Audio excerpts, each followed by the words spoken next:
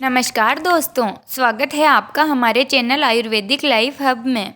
दोस्तों, आज हम पढ़ेंगे यवागु, जिनका वर्णन चरक संहिता सूत्र स्थान 2 अपामार्ग तंडुलीय नामक अध्याय में किया गया है। दोस्तों, यवागु पढ़ने से पहले हम यह जान लेते हैं कि आखिरकार यवागु होती क्या है। यह एक खाद्य पदार्थ होता है जो चावल के साथ अन्य आयुर्वेदिक औषधियों को मिलाकर बनाया जाता है। दोस्तों, शोधन कर्म के बाद सामान्यतः अग्नि मंद हो जाती है, इसलिए संसर्जन कर्म की व्यवस्था की गई है। इसमें कुछ यवागुओं का वर्णन किया गया है जिनके प्रयोग से अग्निदीपन होता है। यवागु एक द्रव पदार्थ ही होता है जो चावल में 6 गुना पानी मिलाकर तैयार किया जाता है। यह पचने में लघु तथा उष्ण गुण की होने के कारण अग्निवर्धन करती है। दोस्तों, शुरू करते हैं यवागु। इनमें से पहली यवागु है दीपनीय और शूलनाशक यवागु। दीपनीय का अर्थ है जो जठराग्नि को प्रदीप्त करे, और शूलनाशक अर्थात जो पीड़ा को दूर करे। शोधन कर्म के पश्चात सामान्यतः शरीर दुर्बल हो जाता है, जिस कारण शरीर में अनेक वेदनाएं होती हैं। अतः अग्नि को प्रदीप्त करने के लिए और वेदना को शांत करने के लिए यह यवागु बताई गई है।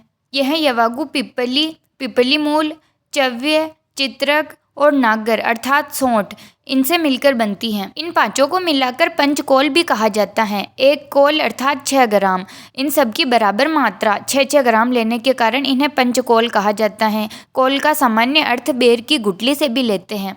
दोस्तों, अगली यवागु है पाचनी तथा ग्राही।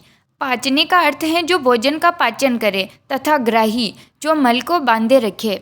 यह यवागु ददित अर्थात केथ, बिल्व, चांगेरी, तक्र का अर्थ यहाँ मट्ठे से ले सकते हैं, और दाडिम अर्थात खट्टे अनारदाने से मिलकर बनती हैं। दोस्तों, अगली यवागु है वातजतिसार में प्रयुक्त होने वाली पेया। यह यवागु लघु पंचमूल से मिलकर बनती हैं। लघु पंचमूल के प्रमुख द्रव्य हैं बृहति, कंटकारिका, शालपर्णी, प्रश्निपर्णी और गोक्षूर। यहाँ पर बृहति और कंटकारिका क्रमशः बड़ी कटेरी और छोटी कटेरी को कहा गया है, और गोक्षूर यह कांटे जैसा होने के कारण गायों के पैर में लग जाता है, इसलिए इसको गोक्षूर कहा जाता है। लघु पंचमूल शीत वीर्य की होने के कारण स्तंभन का काम करती हैं। दोस्तों, अगली यवागु है पित्त श्लेष्मिक अतिसार रोगग्नि पेया। यह यवागु शालपर्णी, बला, बिल्व, प्रश्निपर्णी और दाडिम अर्थात खट्टे अनारदाने से मिलकर बनती हैं। दोस्तों, अगली यवागु है रक्त अतिसारग्नि पेया। पयस्य अर्ध उदके छाग्य अर्थात आधा पानी मिला हुआ बकरी का दूध, हरिबेर अर्थात सुगंध वाला, और उत्पल, नीलकमल तथा नागर। यहाँ नागर से नागरमोथा को लिया गया है। यह शीत वीर्य का होने के कारण रक्त का संग्रहण करवाता है। इन सब से मिलकर बनी यवागु रक्त अतिसारग्नि होती है। दोस्तों, अगली यवागु आम अतिसार में उपयोगी यवागु हैं। दध्यात्सा अतिविषाम पेयाम स आमे स आमलाम स नागरम। अतिविषा अर्थात अतीस और नागर अर्थात सोंठ से बनी हुई तथा आमला अर्थात खट्टे अनारदाने के रस से सिद्ध की गई यवागु आम अतिसार में उपयोगी होती हैं। दोस्तों, अगली यवागु है मूत्रकृच्र में उपयोगी पेया। मूत्रकृच्र का अर्थ होता है यूरिनेशन के समय पेन होना।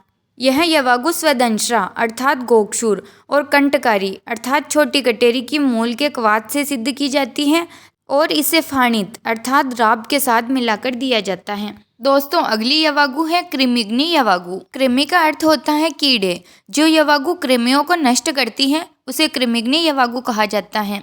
यह यवागु विडंग, पिपली मूल, शिग्रू, मरीच अर्थात काली मिर्च आदि को तक्र अर्थात मट्ठे के साथ सिद्ध करने पर बनती है।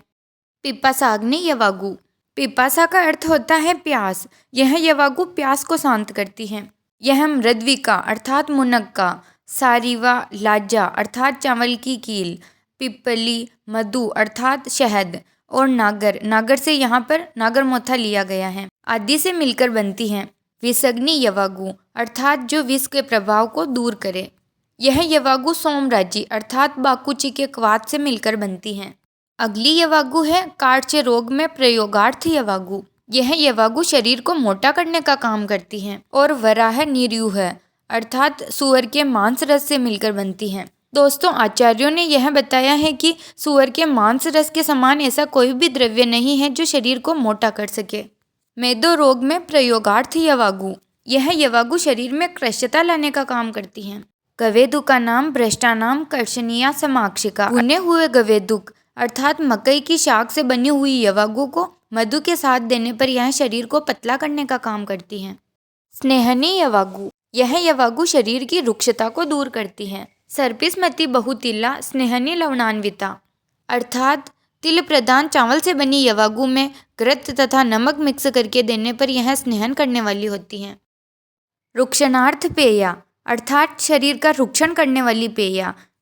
कुश आम्लक निरूहे श्यामा का नाम विरुक्षणी, अर्थात कुश, आम्लक और सांवे से बनी हुई यवागु शरीर को रिस्व करने वाली होती हैं। श्वास कासाग्नि यवागु, 10 मूली श्रता कास हिक्का श्वास कफापहा, अर्थात 10 मूल के क्वाथ से सिद्ध की गई यवागु कास, श्वास, हिक्का और कफज रोगों को दूर करती हैं।